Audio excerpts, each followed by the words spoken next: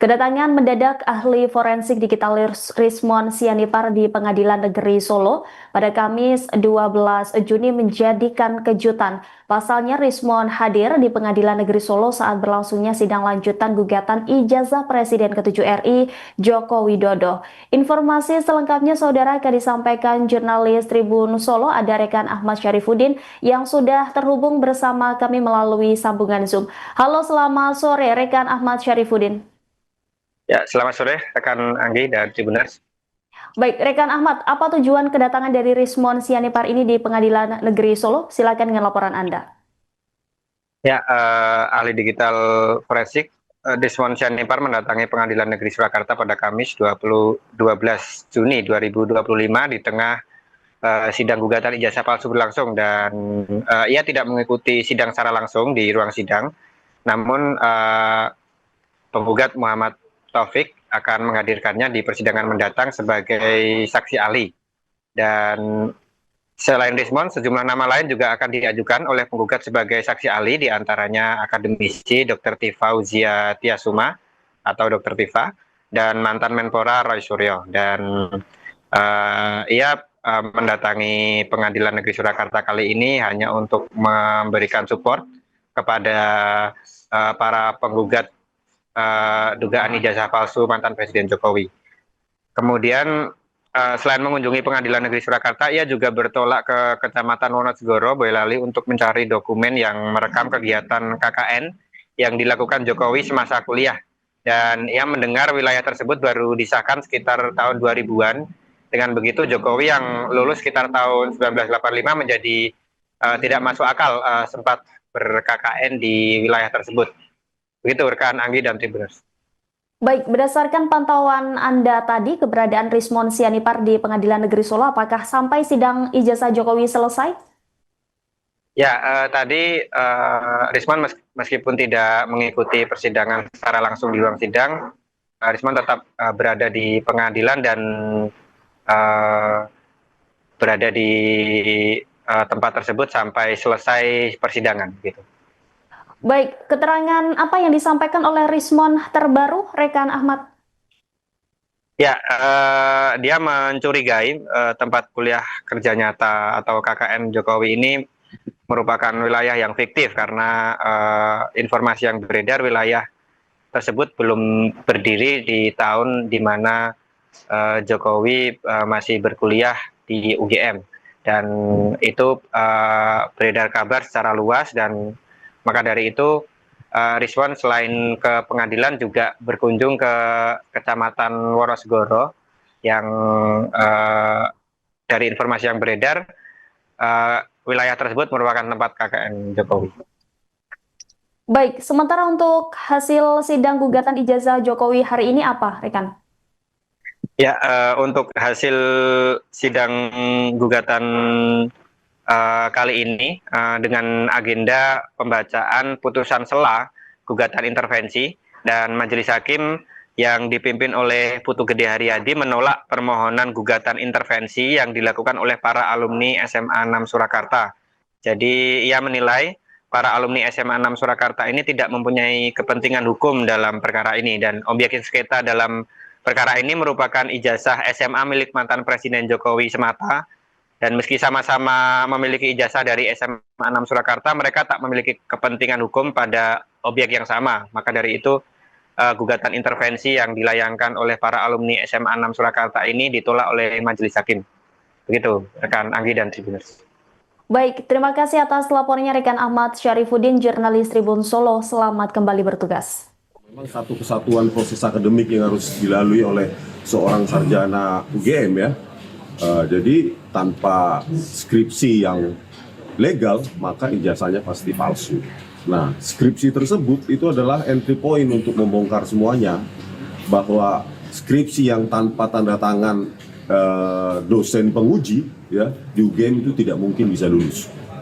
Nah, kemudian kita temukan bahwa penggunaan teknologi yang jauh melampaui tahun 1985. Untuk itu ya sekiranya UGM ya harus terbuka supaya bisa ditunjukkan kepada publik ya minimal di ETD UGM, sehingga di ETD UGM itu ya publik bisa membandingkan bagaimana lembar pengesahan skripsi tahun 1985 khususnya Fakultas Kehutanan UGM. Jadi bukan hanya punyanya Pak Jokowi saja dengan alasan bahwa beliau adalah presiden. Jadi publik punya hak untuk mengetahui, untuk membandingkan teknologi apakah yang digunakan pada tahun 1985, silahkan upload.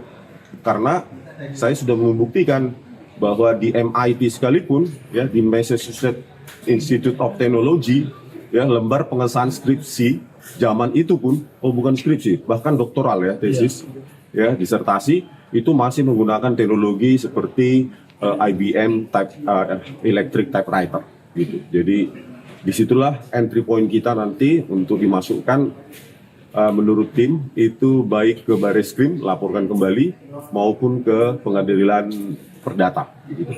Itu rencana kapan mau melaporkan yang skripsinya? Sedang disiapkan dan kajian akademik saya pun sudah saya berikan ya kepada tim yang mengusulkan, tinggal ditunggu saja. Yang penting saya sudah menuliskan hal-hal yang perlu dilakukan kepada Bareskrim ya, maupun ke Pengadilan Perdata ya Pak. Ya. Sekaligus.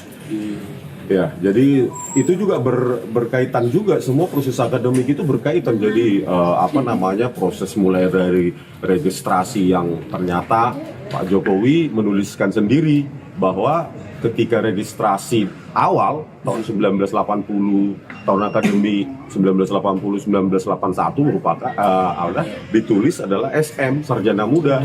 Terus registrasi atau pendaftaran ulang tahun akademi 1981-1982 juga sarjana muda opsinya yang dipilih gitu, ada 4 pilihan.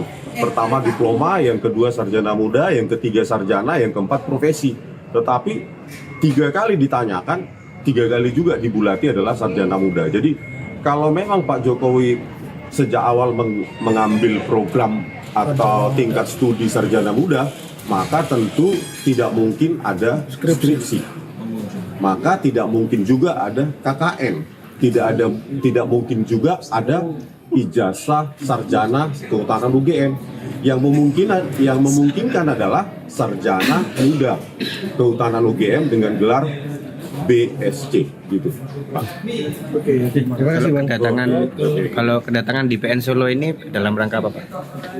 Sebenarnya impulsif ya, dan kemarin ketika ketemu dengan Pak Dr. Muhammad Taufik di podcast Santana ya, perihal apa yang sedang berlangsung di sini ya, saya diundang untuk bukan hadir di ruangan ya, Pak, cuma memberi support kepada Pak Muhammad Taufik, sehingga hakim di Pengadilan Negeri Surakarta memberikan kesempatan kepada kami untuk membuktikan kajian-kajian kami secara ilmiah dan bisa dibantah oleh pihak dari Pak Jokowi dengan cara ilmiah juga. Jadi alasan Bang Rismon kemarin kan kami podcast lewat Santana, salah satu alasan prinsip kita ingin di Surakarta ini dimulai peradilan intelektual. Jadi ketika kita menggugat, kita hadirkan orang yang expert di bidangnya. Nah otomatis jangan sampai yang kita takutkan itu tidak pernah ada pembuktian tentang ijazah, tiba-tiba hanya berhenti pada dikabulkannya eksepsi. Ini kan sangat berbahaya. Jadi bahkan Bang Rismon ini berseloroh dengan saya, Pak Taufik, saya mengatakan 90,9% itu tidak akan ada pembuktian ijazah. Ini kan berbahaya ini, kalau seperti ini sampai kapanpun akan menjadi masalah. Oleh karenanya beliau secara gentleman mengatakan silahkan, saya nanti akan bantu Pak Taufik memberikan keterangan ahli, diadu juga dengan ahlinya dari para tergugat. Itu harapan beliau, gitu ya Bang? Iya Pak. Resmi jadi saksi ahlinya. Iya. Jadi ketika kita mendaftarkan itu ibaratnya main catur, kami sudah siap. Pak Roy Suryo, Bu Dr. Tifa, ya Bang Rismon itu sudah kami hubungi. Siapa saja? Ya? Kami hubungi ya. Mas Taufik, siapa saja yang mau diajukan Ahli yang mau sebagai kita hadirkan, satu telematika itu Pak Roy Suryo, kemudian kalau digital forensik itu Bang Rismon dan Bu Dr. Tifa. Tapi nanti kita juga, beliau ini kan ternyata traveler, jadi kita juga mau jalan-jalan jangan kaget ya. Kemana Pak nanti Pak habis ini? Wonosegoro. Kita iseng-iseng mampir ke Kabupaten Boyolali, Iya. Kecamatan Wonosegoro. Wonosegoro tempat Kan? KKN-nya Pak Jokowi. Nah, jadi banyak apa yang beredar kan di media sosial, kan kita takut hoax banyak ya kan. Jadi mumpung kita ada di Solo, Ya. kenapa enggak kita mampir untuk ke Boyolali, Kecamatan Wonosegoro. Katanya kalau di media sosial dikatakan bahwa desa-desa tersebut baru berdiri tahun 2000-an kan? Iya. Bagaimana mungkin seseorang Belum ada desanya, belum ada desanya sudah dipakai KKN. di situ. Nah, kita juga kalau bisa nanti meminta camatnya di sana untuk membongkar kembali. Ada nggak mahasiswa Arsip. UGM ya arsip? Di kelurahan pasti ada itu Pak. Oh, di kecamatan Ada, kecamatan juga. ada, kelurahan ada. Jadi ya iseng-iseng untuk investigasi lapangan lah gitu. Jadi teman-teman catat iseng-iseng berhadiah. Kalau ada data itu berhadiah, kalau enggak ya kita ngopi di sana. Iya. Dr. Kafe. Rismon takut nggak besok kalau ada ahli dari sebelah sana bernama Joshua Sinambela? Makanya saya bilang, jadi ini bukan masalah takut atau tidak ya. Hadirkan saja, makanya hakim di Pengadilan Negeri Surakarta ini jangan menolak eksepsi. Jangan menerima eksepsi. Ya. Jadi ada tanding ilmiah. Ya. Solo, Ya. Pengadilan Negeri Surakarta menjadi tempat untuk mencerdaskan publik juga. Ya. Di sana ya hadirkan puluhan ahli, di sini juga bisa kita hadirkan Puluhan ahli juga. Gitu. benar. Jadi mencerdaskan, jangan kesempatan itu ditutup Ya. dengan menerima eksepsi.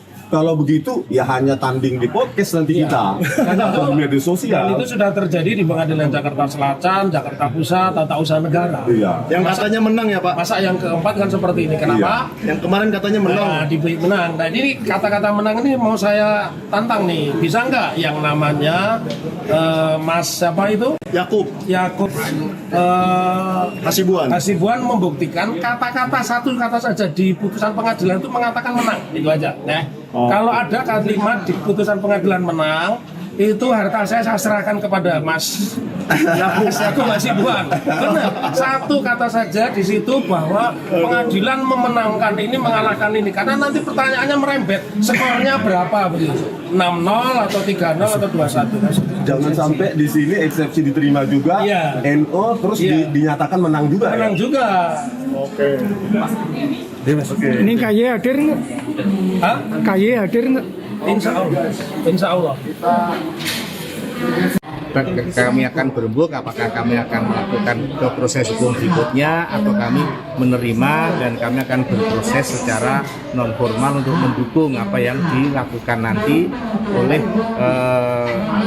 oleh P3 dalam hal ini SMA Negeri 6 Surakarta. Itu yang kami sampaikan.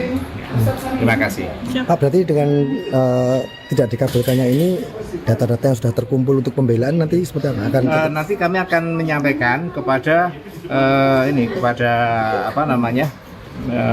pihak SMA 6 yang sebagai tergugat 3. Jadi kami tetap akan mendukung dan akan berpartisipasi secara penuh meskipun secara non formal.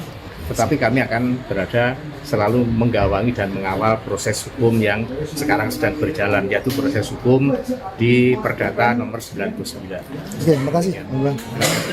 Proses pembelajaran hukum di Indonesia, intervensi itu kan jarang dilakukan, dan kemudian kalau kepentingannya dianggap berbeda kaitannya dengan bukti-bukti yang dimiliki oleh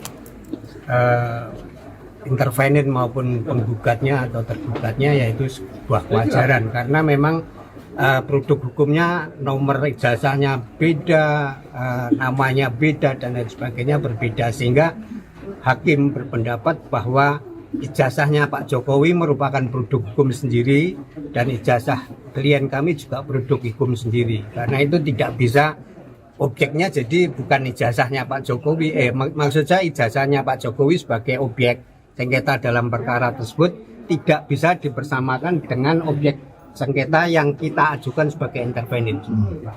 Karena di proses acara keperdataan itu bahwa yang menjadi bukti formal itu yang menjadi objek sengketa.